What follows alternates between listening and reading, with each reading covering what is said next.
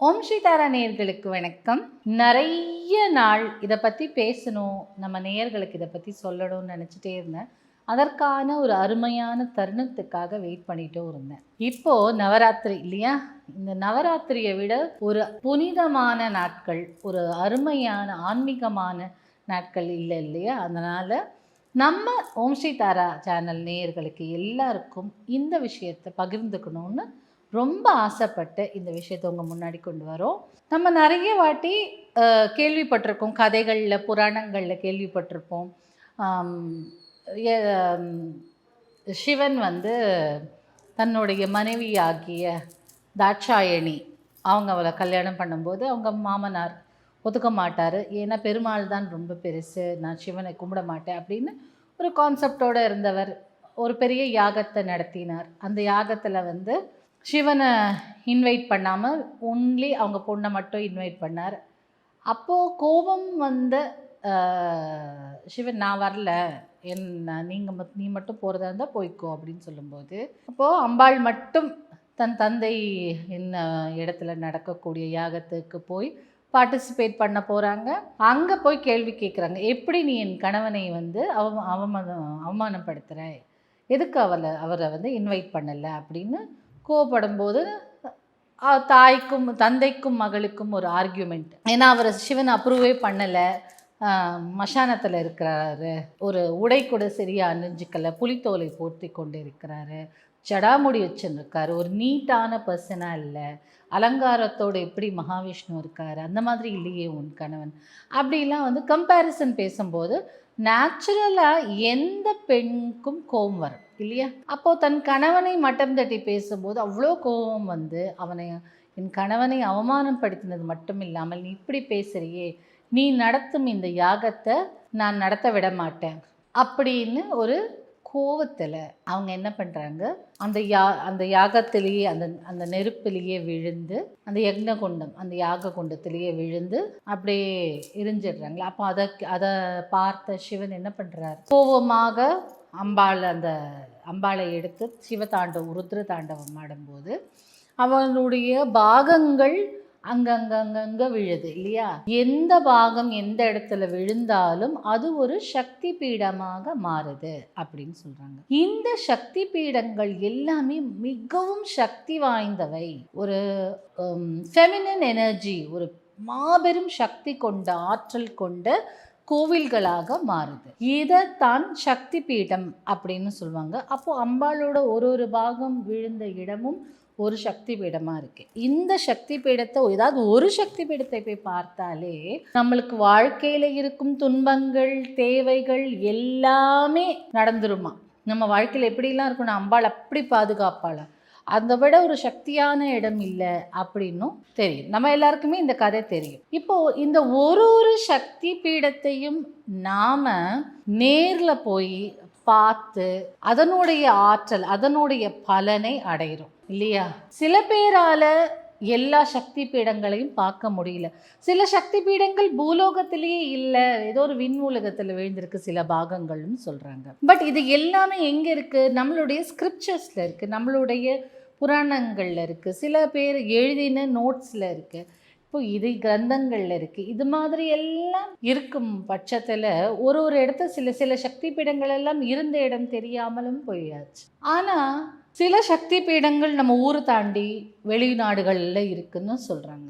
நேரில் போய் நான் பார்க்கல, பட் இந்த சக்தி பீடங்கள் எல்லாம் ஒருங்கிணைந்தே ஒரே இடத்துல இருந்தால் எப்படிப்பட்ட ஒரு சக்தி வாய்ந்த ஸ்தலமாக இருக்கும்னு நீங்கள் யோசிச்சுப்பாங்க. அப்படிப்பட்ட ஒரு அழகான ரொம்ப பவர்ஃபுல்லான ஒரு சக்தி பீடத்தை பற்றி தான் இன்றைக்கி நம்ம டிஸ்கஸ் பண்ண போகிறோம். அப்போது அம்பாளின் பாகங்கள் 108 இடத்துல விழுந்திருக்கு அப்படின்னு சொல்லுவோம். இந்த 108 சக்தி தேவியர்களும் ஒரே இடத்துல இருக்கக்கூடியது தான்.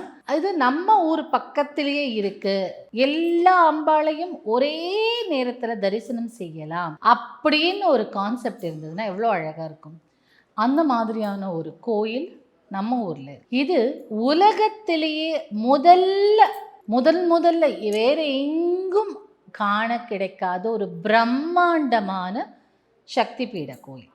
இங்கே 108 சக்தி பீடங்களும் ஒரே காம்பவுண்டில் இருக்கு. இந்த 108 தேவியர்களும் ஒருங்கிணைந்தது தான் அங்கே இருக்கக்கூடிய மூலவரான ஸ்வர்ண காமாட்சி.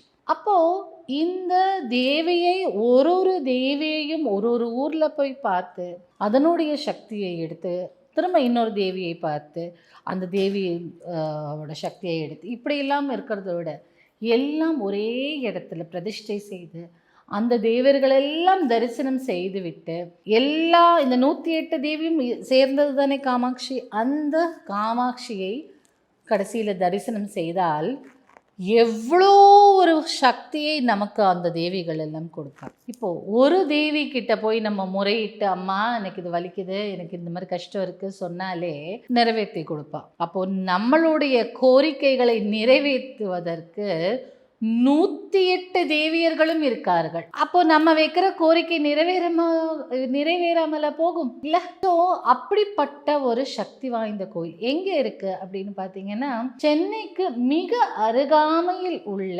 சுங்குவார் சத்திரத்திலிருந்து கொஞ்சம் ஒரு 10 கிலோமீட்டர் 15 கிலோமீட்டர் இருக்குன்னு நினைக்கிறேன். அங்கேருந்து ஒரு 25 மினிட்ஸ் டிரைவ். சுங்குவார் சத்திரத்திலேருந்து உள்ள நீங்கள் இதை கூகுள் மேப்பில் இந்த கோயில் போட்டாலும் வந்துடும். இந்த நவராத்திரிக்கு இந்த 108 சக்தி பீட டெம்பிள் அந்த கோயிலை போய் நீங்கள் விசிட் பண்ணிங்கனாலே, ஏன்னா நவராத்திரியே அம்பாளை கொண்டாடும் அந்த நாள் இந்த வருஷம் ஸ்பெஷலாக நம்மளுக்கு எப்போவுமே 9 நாள் 10 நாள் ஆச்சு, இப்போ 11 நாள் கொண்டாடுறாங்க அந்த கோயிலில். ஸோ இந்த கோவிலில் நம்ம போய் நவராத்திரி அதுவுமா அந்த தேவியர்களை வணங்கினால் மகாசக்தியின் அருள் நம்மளுக்கு கண்டிப்பாக கிடைக்கும் அப்படின்னு நம்பப்படுது. ஏன்னா இந்த நவராத்திரியில் எல்லா உயிரினங்களையும் அம்பாளின் வடிவமாக பார்க்கணும், எல்லா உயிரினத்திலையும் அம்பாள் இருப்பா. அதனால தானே கொலுபடி வைக்கிறோம். கொலுபடி எந்த கான்செப்டில் வைக்கிறோம்?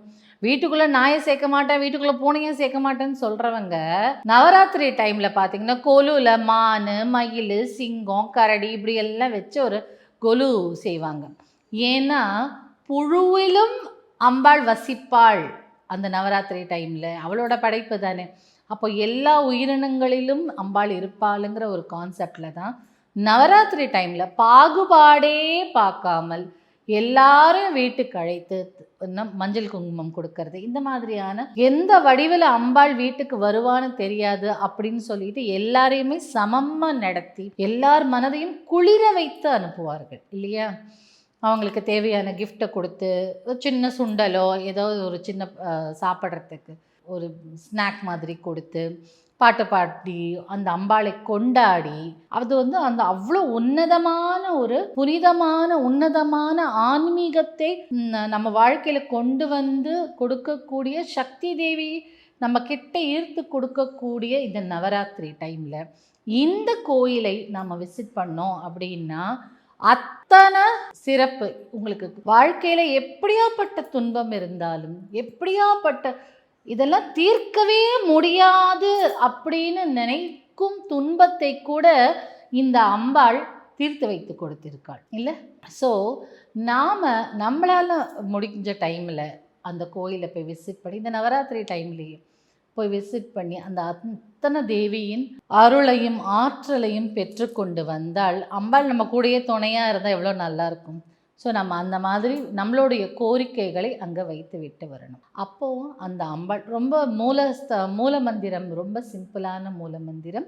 அதை தாண்டி எப்போவாச்சும் உங்களுக்கு நவராத்திரி டைம் அல்லாது நீங்கள் போகணும் அப்படின்னா உங்கள் கோரிக்கையை அம்பாளிடம் வச்சுட்டு சக்தி வளப்பாதைன்னு ஒன்று இருக்குது, அந்த பாதையில் சுற்றிட்டு அந்த மந்திரத்தை சுற்றிட்டே வந்தீங்கன்னா அந்த உங்கள் கோரிக்கைகள் நிறைவேற்றி தரப்படும் அப்படின்னு நம்பப்படுது. நிறைய பேருக்கு நிறைவேறியும் இருக்குது.